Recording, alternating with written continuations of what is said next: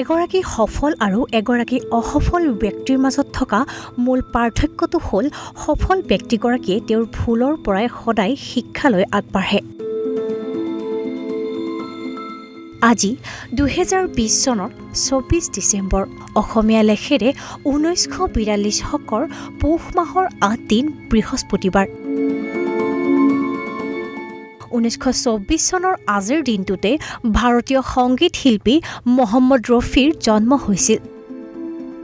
আজিৰ দিনটোতে লখিমপুৰ জিলাৰ ধলপুৰত অভিনেতা ইন্দ্ৰবনিয়াই জন্মগ্ৰহণ কৰিছিল 1942 চনত। 1977 চনৰ আজিৰ দিনটোতে অসমৰ এগৰাকী বিখ্যাত কবি নলিনী বালাদেৱীৰ মৃত্যু হৈছিল।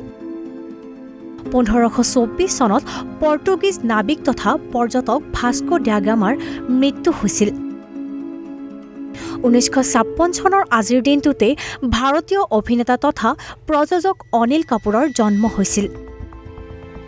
1901 চনত বিখ্যাত ছ'ভিয়েট লেখক ফাডেয়েফৰ জন্ম হৈছিল। 1987 চনত আজিৰ দিনটোতেই ভাৰতীয় অভিনেতা তথা প্ৰযোজক আৰু তামিলনাডুৰ পঞ্চম মুখ্যমন্ত্ৰী এম.জি. ৰামচন্দ্ৰনৰ মৃত্যু হৈছিল।